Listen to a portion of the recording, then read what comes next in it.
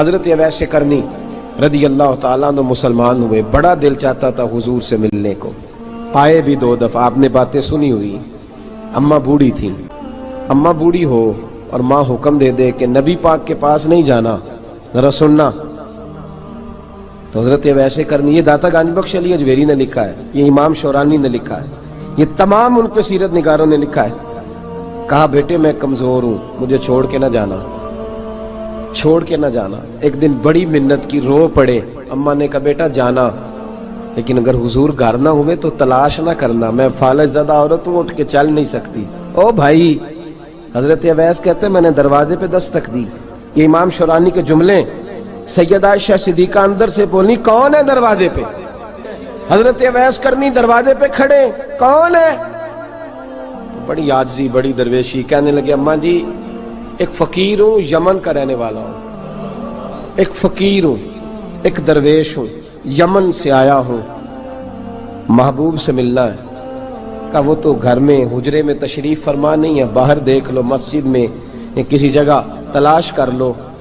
تو حضرت اویس کرنی کی آنکھوں میں آنسو آئے، کہنے لگے وہ آئے تو بتا دینا کہ ایک قرن سے فقیر آیا تھا۔ یہ امام شورانی کے جملے ہیں۔ حضرت عائشہ کہتی ہے مجھے بتانا نہیں پڑا، محبوب گھر آئے تو آتے ہی پوچھنے لگے عائشہ کوئی آیا تھا؟ علم غیب رسول کے منکر اس حقیقت کو بھول جاتے ہیں، غیب مانا کہ راز ہے لیکن راز اپنوں سے کب چھپاتے ہیں۔ نبی کریم صلی اللہ علیہ وسلم کوئی آیا تھا؟ حضرت عائشہ نے سوال عرض کی یا رسول اللہ آپ کو کیسے لگا؟ حضور فرمانے لگے کسی کی خوشبو آ رہی ہے، کسی کی، یہ امام شورانی کے لفظ ہے، کسی کی، اگرچہ غالب خوشبو خود محبوب کی ہے، کسی کی خوشبو آ رہی ہے۔ کہ حضور قرن کا رہنے والا کو فقیر آیا تھا، سلام چھوڑ کے چلا گیا۔ جناب عائشہ کہتے ہیں حضور کی آنکھوں میں آنسو آئے۔ میں نے کہا حضور وہ گیا کیوں؟ تو محبوب نے فرمایا اس کی ماں بوڑھی ہے، اس کی ماں۔ محبوب اگر اماں کے لیے کہتے ہیں چل دیکھیں نا تابی بنے، وہ صحابی نہیں بن سکے، تابی، تو تبلیغ کرنے کیسے چلا جاتا ہے بیمار ماں کو چھوڑ کے؟ تو پیر صاحب کے ڈیرے پہ کیسے پہنچ گیا اماں کو چھوڑ؟ تجھے کس نے اجازت دی کہ ماں باپ بوڑھے تھے اور تو کہے جی میں وہاں جا رہا ہوں، میں نے چلے کرنے ہیں، وظیفے پڑھنے؟ بھئی جب حضرت اویس کرنی اعلیٰ حضرت امام اہل سنت رحمت اللہ علیہ، آپ نے لکھا ہے کہ وہ جو محبوب کا فرمان ہے نا بخاری مسلم، رضا اللہ فی رضا الوالد، فرمایا جس کی والد راضی اس کا اللہ راضی، اور جس کا باپ ناراض اس کا اعلیٰ حضرت فرماتے ہیں 100 ولی، ایک جگہ پہ فرماتے ہیں 1000 ولی ایک طرف بیٹھ کے کہہ دینا کہ یا اللہ اس بندے کو بخش دے، اور اکیلا والد کہہ دینا یا اللہ میرا نافرمان ہے نا معاف کرنا، تو فرمایا اللہ اس 100 ولی کی نہیں مانتا، والد کی بات مانتا، اس لیے کہ حضور کا فرمان آ گیا باپ راضی ہوگا تو اللہ۔ تو میرے بھائی شریعت ایک حقیقت ہے، اس حقیقت کو سمجھیں۔ حضرت اویس کرنی کی زندگی کا ایک پہلو یہ، دوسرا پہلو یہ جو ہے نا بڑی لمبی چوڑی داستانیں، اور بڑا ہمیں شوق ہے تصویروں کا، بڑا شوق ہے۔ آپ یقین کریں میری طرح کے بہت سارے لوگوں کے پوسٹر چھپتے ہیں، بڑی بڑی تصویریں لگی ہوئی ہیں چوکوں میں۔ استقبال سب سے اچھا وہ ہے جو قیامت کے دن ہوگا۔ اگر اس استقبال دیکھیں نا، یہاں ہم سے پہلے لوگوں کے بڑے استقبال ہوئے، پھر بعد میں کیا ہوا؟ چلے گئے وہ لوگ، ہم آ گئے، ہم بھی چلے جائیں گے۔ مٹی دیں تے مٹی رہنا ہی ایویں کا دی بلے بلے، اج مٹی دے اتے بندیا تے کل مٹی دے تھلے۔ حضرت اویس کرنی خیر التابعین ہے، تابعین میں سب سے پہلا نمبر ہے۔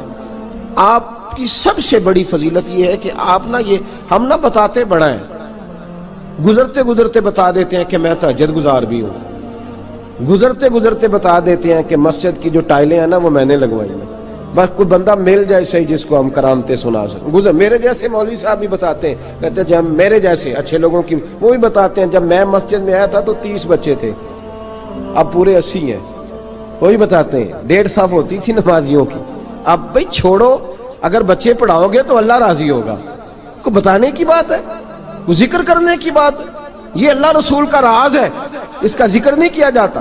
خواجہ اویس کرنی رضی اللہ تعالیٰ اپنے آپ کو چھپا کے رکھا ساری زندگی، ساری زندگی۔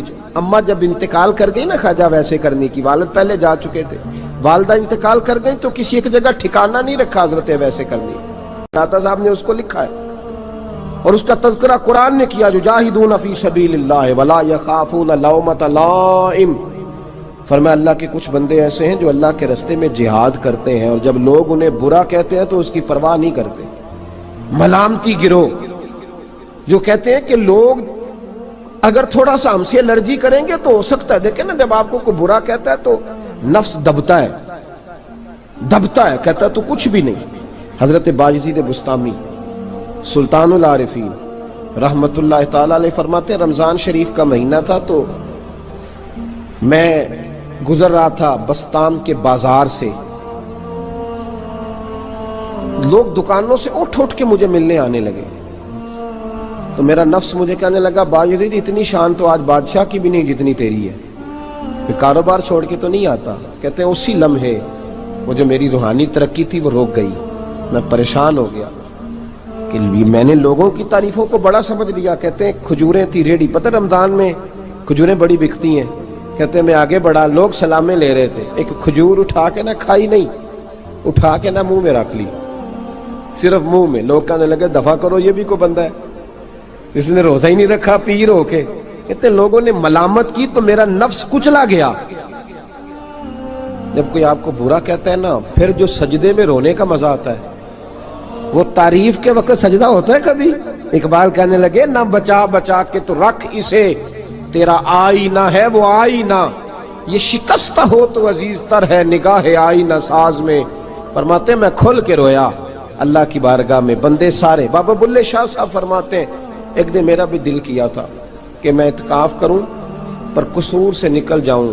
کچھ پیر کہہ کے ہاتھ چومتے ہیں، کچھ سید کہہ کے. فرمانے لگے اٹھ بلے آ، چل اوتھے وسیے، اور جتھے وس دینی سارے ہی انے، نہ کوئی ساڈی ذات پچھانے تے نہ کوئی سانو مننے، چلو چلے وہاں جا کے بیٹھتے. حضرت اویس کرنی کا یہ کمال رہا. جس طرح حضرت بایزید نے کھجور رکھ لی، لوگ برا کہنے لگے، چھوڑ کے چلے گئے. فرماتے ہیں جو مزہ اس دن سجدوں میں آیا نا، تھوڑا آگے جا کے میں نے کھجور باہر نکال دی، روزہ بھی نہیں ٹوٹا. میرا خادم کہنے لگا حضور یہ کیا کیا؟ فرمانے لگے رب کے قریب ہونے کا ایک طریقہ اختیار کیا ہے.